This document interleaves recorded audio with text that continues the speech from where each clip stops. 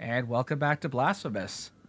Last time, we beat that one-time, limited-time only boss, whoever she is. This guy's not a boss, though. I don't think he has the ability to fight you even if he wanted to. Oh, penitente. Recorremos sendas extrañas bajo el mismo cielo, sin más oficio y sin otro nombre. Soy clamado redento, peregrino descalzo de la orden de los genuflectores. No toméis como ofensa el no mirar. So this is part of this guy is part of the scoliosis gang. Oh, no. Future scoliosis gang, anyway.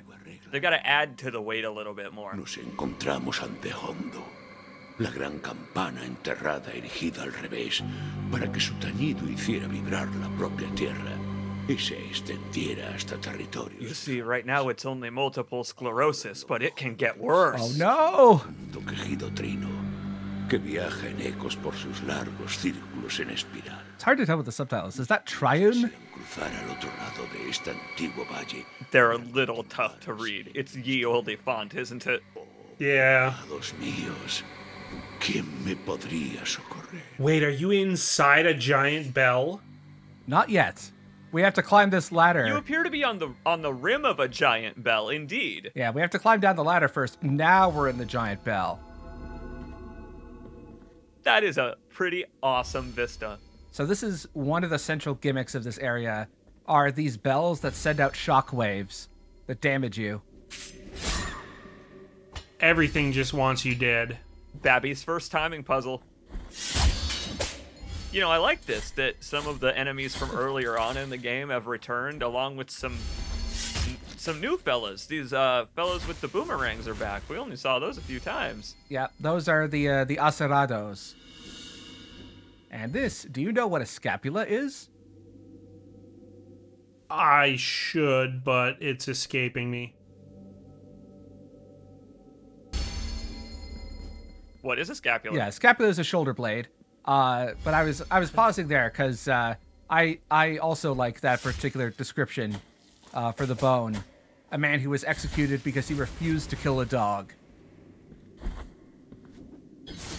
I mean, I also would probably refuse to kill a dog, and it makes sense then that that's a scapula because, dogs like to gnaw on bones like those, shoulder bones, pork bones, and all that stuff.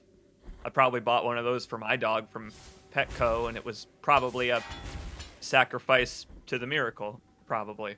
Yeah, we're also going to be using the cloistered sapphire a lot in this dungeon. This is the final of the 3 starting areas.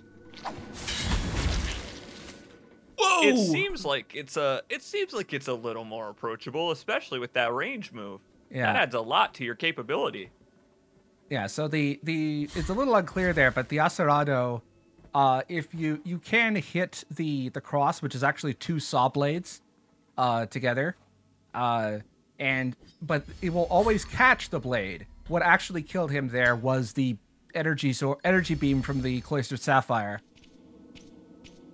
Just pass him right on through. See you later, saw blades. I'm made of light and holy vengeance. Oh, maybe both.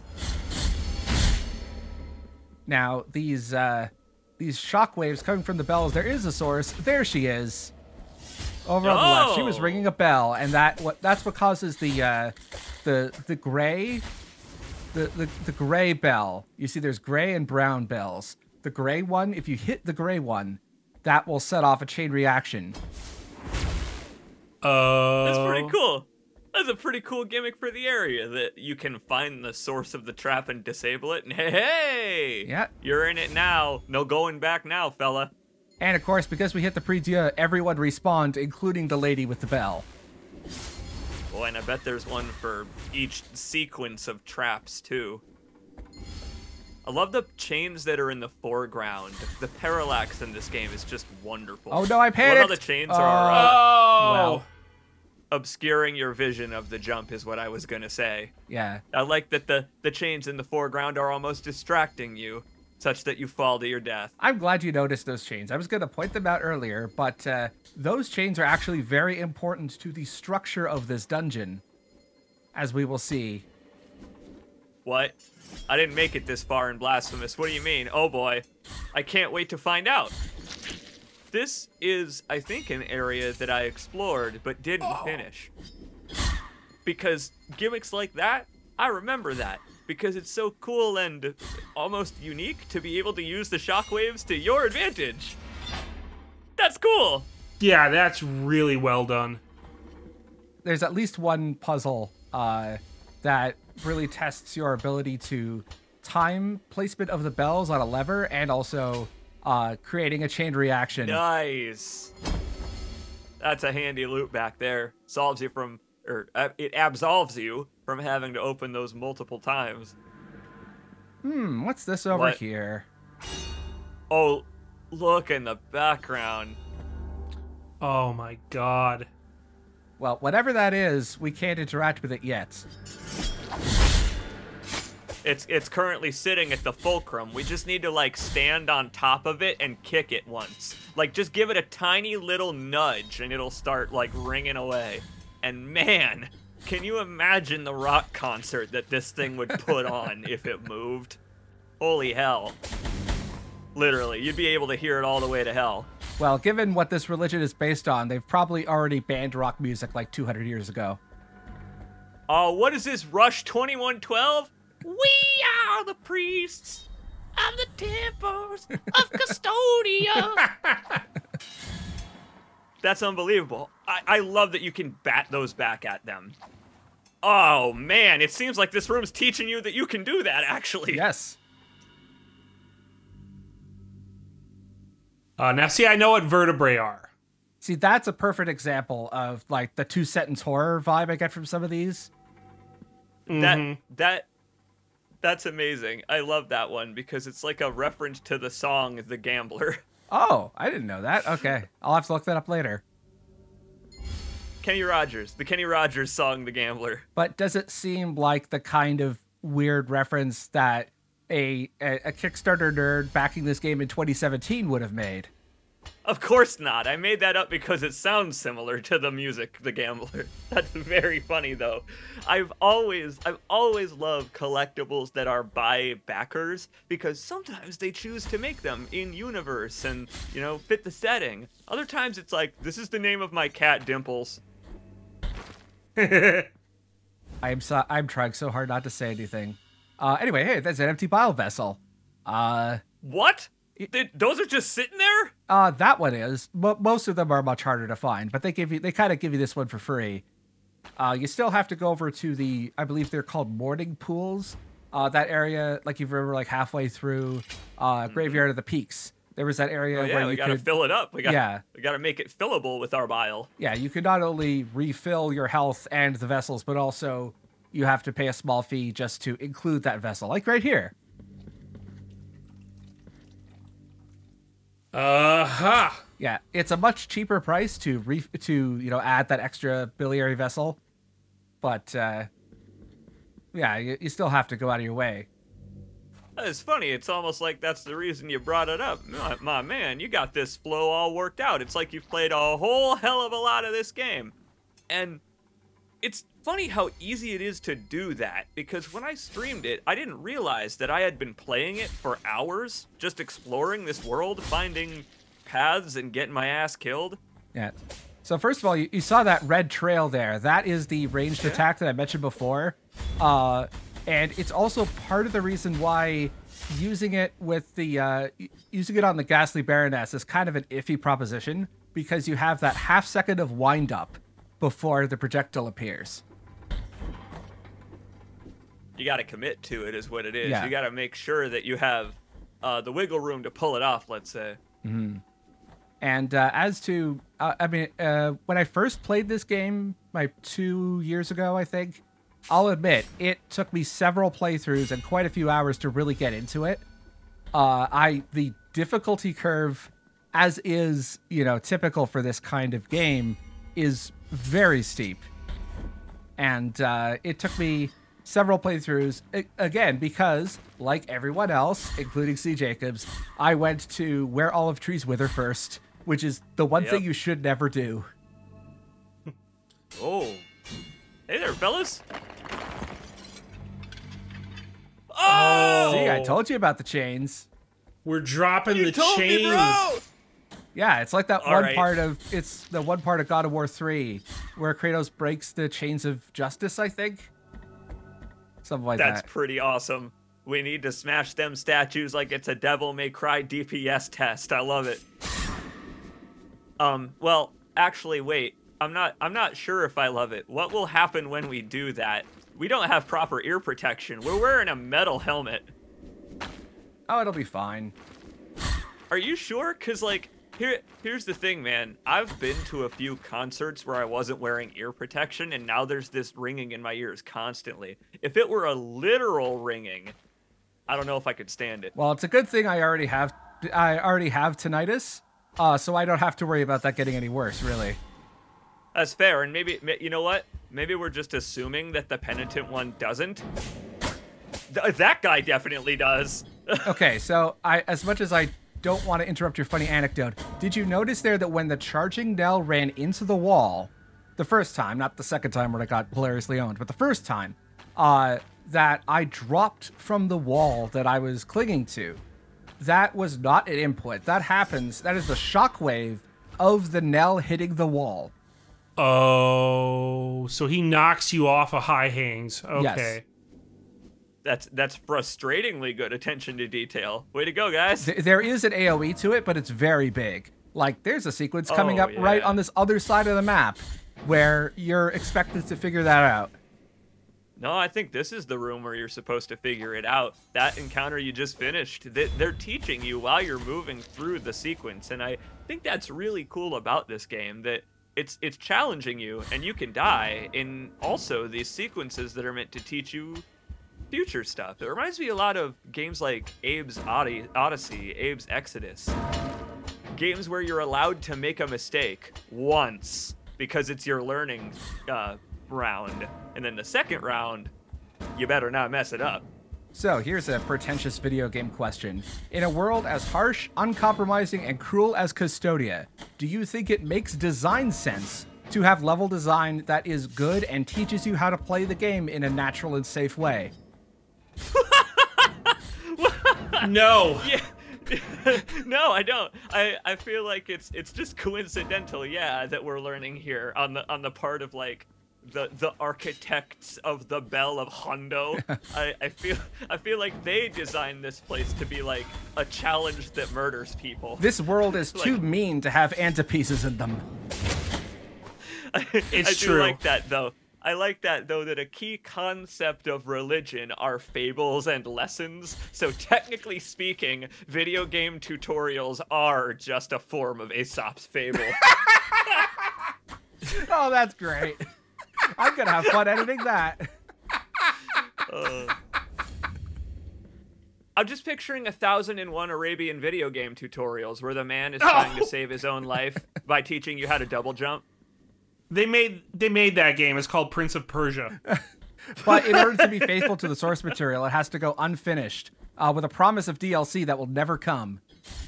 Aha, so a modern game then. It'd have to come out this year. I noticed you didn't, that statue's over there waiting for you, buddy. Well, I was there is an important place to go over to the right, but I was weighing whether or not I should go there first or break this other chain. And this actually breaks the rule of threes. There are only 2 chains we have to break. Don't even need to use any auto-tune.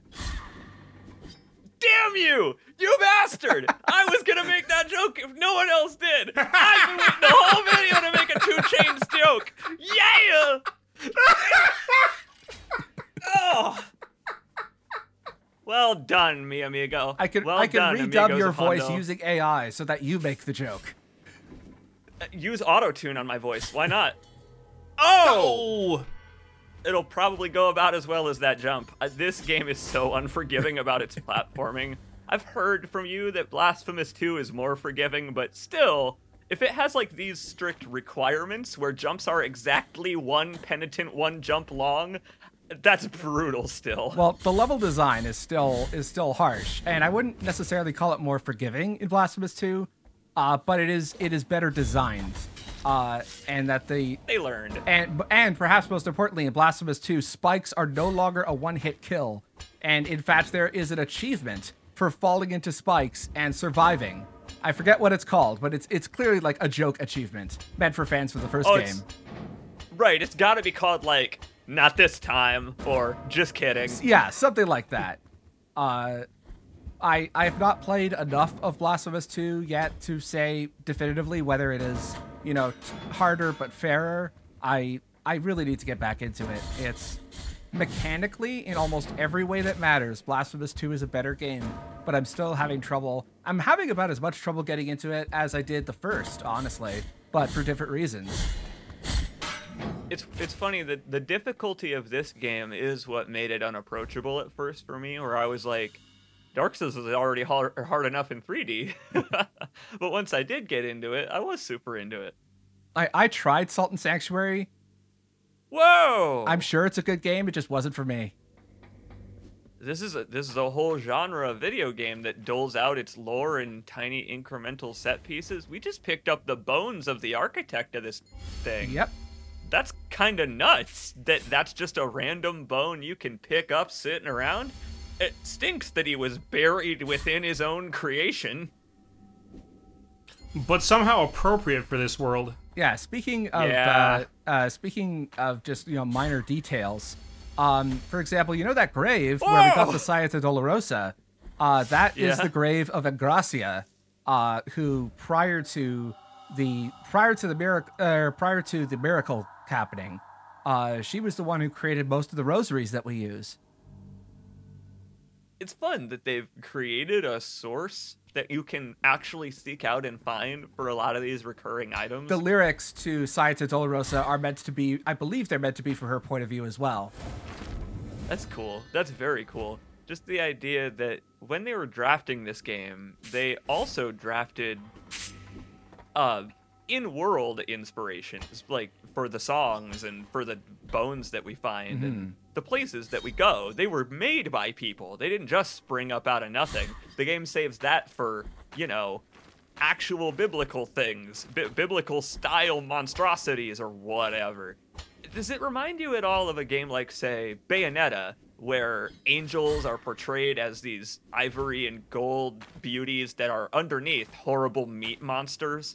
Well, unfortunately, I hate to disappoint you, but Bayonetta has significantly more pole dancing in it than this game does. That is disappointing. No. We need the Penitent one to be put in some kind of Just Dance game now so that you can pole dance as the Penitent one. Yeah, so this is a sword heart. It is, again, another high-risk, high-reward item that you have to swap them in while using a prie-dieu. The Twisted Figure is doing a pole dance right over there. This game actually has the most pole dancing. The Twisted Figure in our hand is pole dancing. Sort of. He has a point. Okay, well, I might as well take this opportunity to talk about the name of this place, which is Hondo. Okay. So this is spelled Hondo with a J. Hondo with an H is Spanish for deep, as in like the depths of the ocean or the depths of a ringing bell, for example. It comes from a vocal style of flamenco from Andalusia, obviously, called Cante Hondo. Why is it spelled with a J here? Because in Cante Hondo, it's also spelled with a J, but it's like different dialects and accents and things like that. Anyway, this is an item that was added for DLC. It is a quest item, which I believe we will see the quest giver in the next video. And going over to the right here, this is Echoes of Salt. It is one of the areas that was added in, I believe, the Strife and Ruin DLC pack. That's neat. Did they integrate it elsewhere? Or can we find lore from it elsewhere? No. But there are some ideas that connect back, but it's more of a show don't tell thing, you know. Because this was so there were 3 DLC packs. I believe the first was Strife and Ruin. The next was Stir of Dawn, which I think that one was the DLC crossover that we'll see in playthrough number 3. And then the third one is Wounds of Eventide. That's the one that added New Game Plus. It added the canonical ending that ties directly into Blasphemous 2. It added a whole bunch of stuff, and all of it was free. That's impressive support on the developer's part. Yeah, like Way to go, devs. the only extra thing you have to pay for is the special edition that includes the soundtrack and the official art book, which is a major source for a lot of the extra trivia and commentary that I've been including in these videos. Yeah, and so that's the thing. If you haven't been watching these too closely, take note that the actual pixel art has been painted. Fuck what I was saying. Homie, I think you shouldn't have done that. It's fine. We can use those ladders on the other side to climb up. That was very old architecture that you just ruined. Indiana Jones would be so disappointed in you. Yeah, but Lara Croft would be very happy. Yeah, it's true. That's the important one, yeah. If you did some flips, Lara Croft would have been on it. Well, this place seems lovely. Oh, look, it's more hoppers. So I didn't really get the chance to talk about the weird things, like the red things that are on their face. I forget what those are called, but they are it is, you know, obviously it's a religious thing, but it's meant for horses, where it's like red rope that you attach to the bridle of a horse to cover their face. Wow. And that's specifically a Spanish thing. Also, I finally, you know, I can finally reveal the name of the Devil May Cry door enemies. That is a wakeful alcove. I mean, that makes sense. That's quite descriptive of what they are. I mean, they're not like restful alcoves. I do kind of feel bad for like the hoppers and the crawlers and the damned. They don't get fancy names. They don't. It's true, actually. And be sure, even if you don't use the fast travel network there, you should at least go into the room, because otherwise it will not appear on your map. Pertinent advice. Yeah. You definitely want to be able to fast travel back if you know, die for about the 50th time in one of these levels. Yeah, there are, in a connection to Epic Mickey 2, there are 2 different methods of fast travel. But because this game has good design, they're not, you know, stupid and redundant. They actually make sense. I like the idea, though. Those enemies we saw earlier in Graveyard of the Peaks, those are the Cimbalillo. And if you look at those bells over there, those are inspired by, you know, in Dark Ages and the like. Those kinds of bells were attached to either criminals who were sentenced to death and or people who were suffering from leprosy. So that you hear the bell. It's like, you know, a cat, you know, on your cat or something. You attach a bell to them so that they can't pounce you. It's like that, but with lepers. Yeah, you can't get pounced with leprosy. Yeah. So this is a confessor That's why they're called statue. hoppers. This is the Chozo statue is actually a confessor statue. This is the one way to cleanse all of your guilt at once. But of course, it's very expensive. I mean, you got to tithe in order to receive the benefits. Yes. True. Is there a reason that you're not stepping in the green fart gas here? Does it like poison you? Yeah, or that's give you leprosy? you remember the miasma from Graveyard of the Peaks, or actually no, it was in the Lady of the Charred Visage. Yes. It's back. Yeah, in terms of game mechanics, it is probably most similar to in a Metroid game when you go through a hot area without the Varia suit on. Right. Okay. In that it is slow damage over time. And also, there's just this constantly annoying sound effect playing, going blip, blip, blip, where you're trying to platform. The penitent one can hear it, but thankfully we don't. True, very true. Oh my god! This goddamn enemy.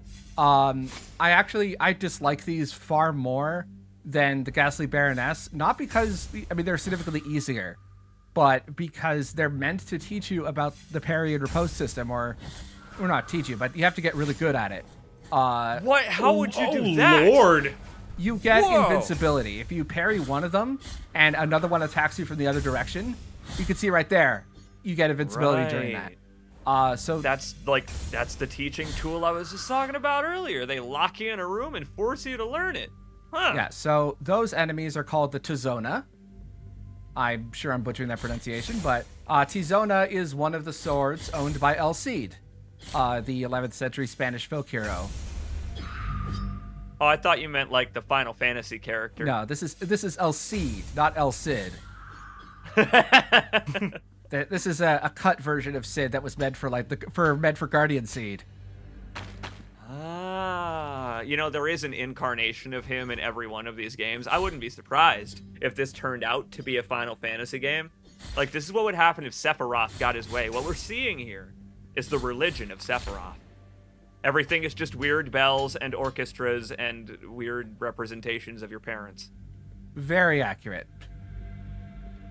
And this area, again, I also just went through this area very recently in New Game Plus, which, I mean, the one good thing about the Tizonas is that if you happen to be in midair when they're set to spawn, you don't have to parry them. And of course, they're paired with the Symbolios, who you need an entirely different fighting style to deal with them.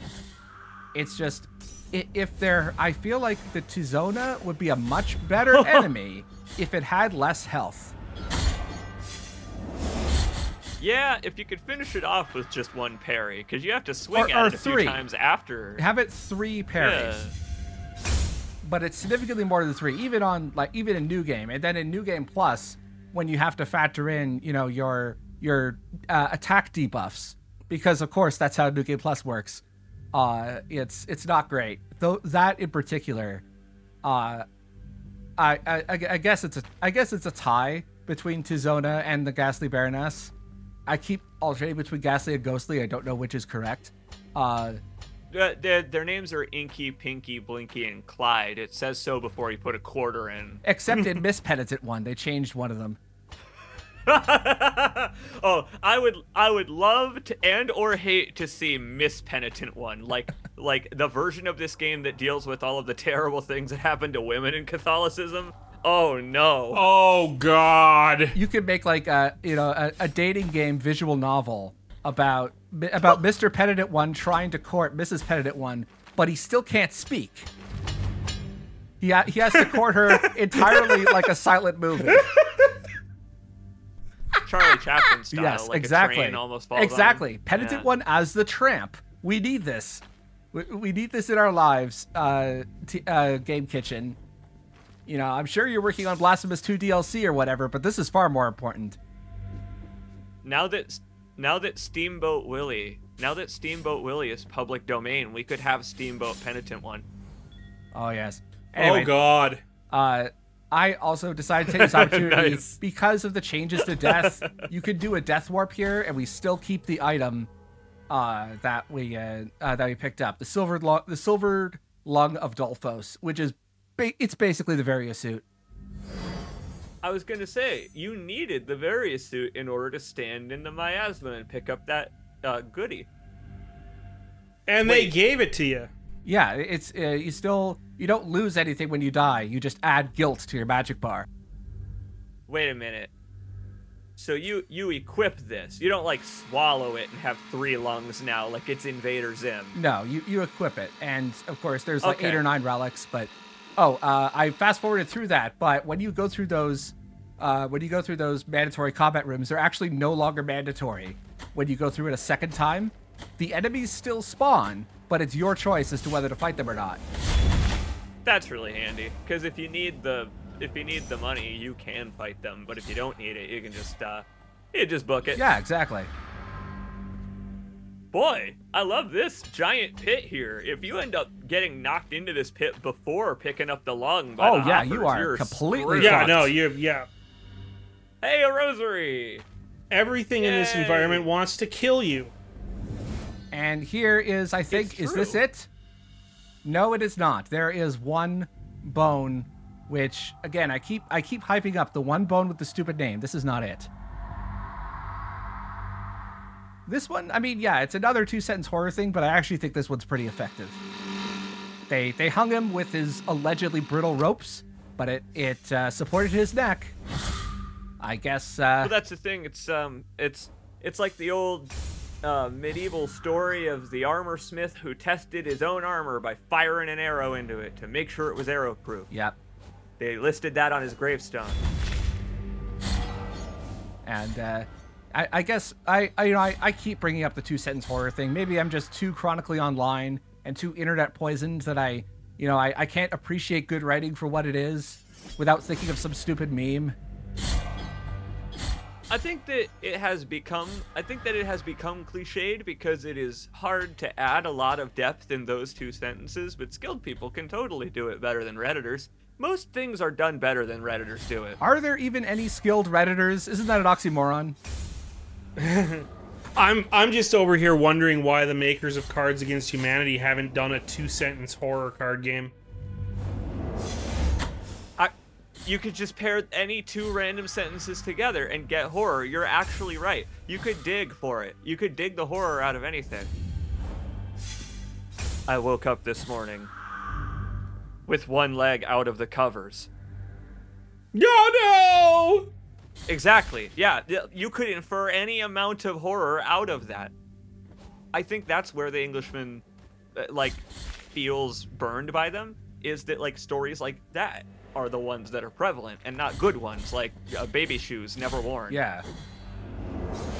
Yeah, that one is genuinely haunting, at least the first time you hear it. Not the way I told it, that's for sure. Baby shoes, they ain't been worn yet. Well, you know, I'm in the middle of writing a novel. I'm not, actually, just go for the sake of the joke. Maybe I shouldn't hire you for the audiobook then. Oh, hey, I got that hopper stuck on the ladder again, but unfortunately he was off camera. He hovered there for a second. You're teaching them how to climb. That's kind of you, actually, Penitent One. Maybe next you'll teach them how to read with their weird horse masks? Maybe. The Penitent One likes to think of himself as an educator. I mean, he's teaching them how sharp his sword is.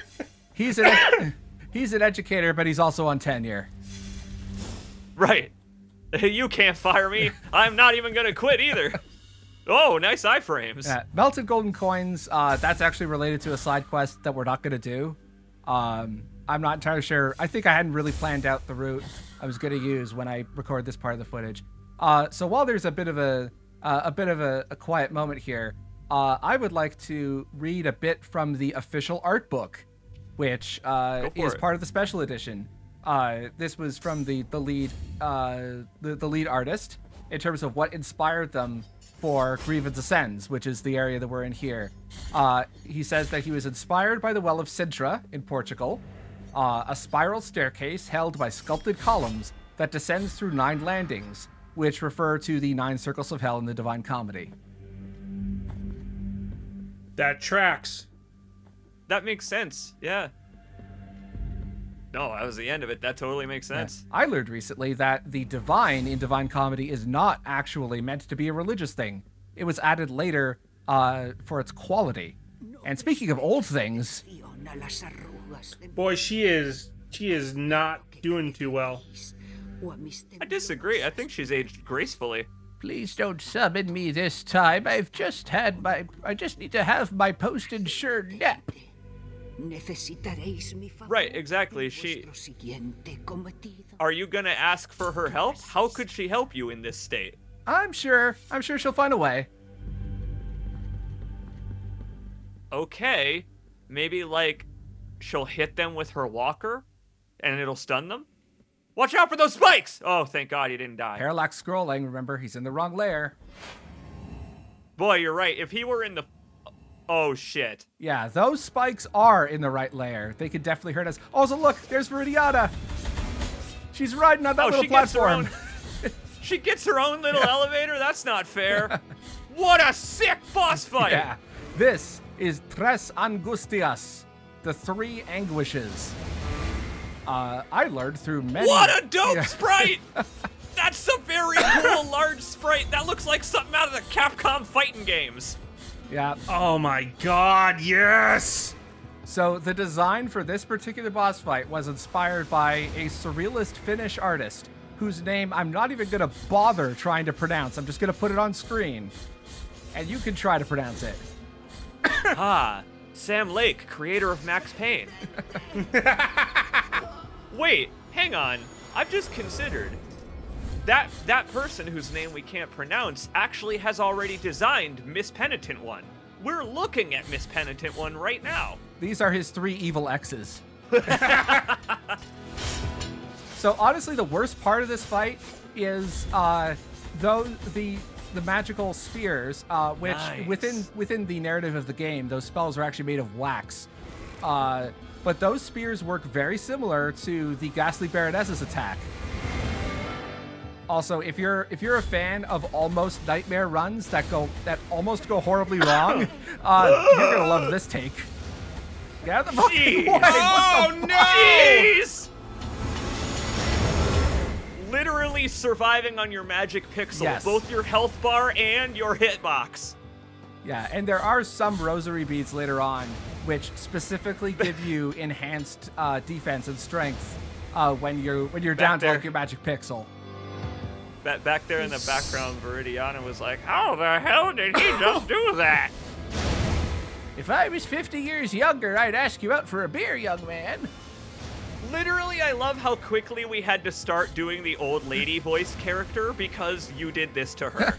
I know she wanted us to do it, but like, man. Oh, did you see the Thanks roots? for the help. Look at the roots underneath her dress there. Oh my god, that's so freaking brutal. That's so cool. Well, we've used Viridiana's help 3 times. Yeah, it was Yes, we have. it was fun while it lasted, but I have a feeling something's gonna happen here. Been nice knowing her. Me siento dichosa al compartir esta victoria. Antes de mi marcha, quiero que os acompañen estas palabras para que recordéis nuestro pacto. Penitente en el silencio, continuad ahora con vuestro viaje.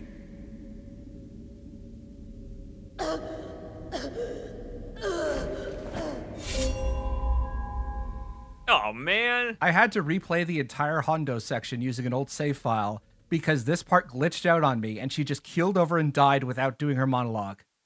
Somehow that's even worse. Yeah, I knew that something happened because when that happens, you have to leave the room and then come back to get the Zarabandra because the script breaks. While I'm here, actually, should I wait for the explanation about what a Zarabandra is for next time? Because I feel like I don't We'll want pull it up, I'm sure. Yeah, I don't really feel like going on another 5-minute tangent at the very end of the, at the very end of the video. Instead, we can talk about how somber it is that Viridiana just kind of dies like that. Like, Yes. she doesn't poof away into magical feathers. Nah, she just kind of, like, falls over dead. It's like, oh, that's, yeah. And Kinda, did you see that that makes sense. there was an achievement pop up? You get an Yeah, achievement. congrats, hero. You get an achievement for using her 3 times and watching her die. You do not get an achievement for not using her and keeping her alive until the end of the game. What the hell? Which is That's a brilliant. very, very deliberate choice.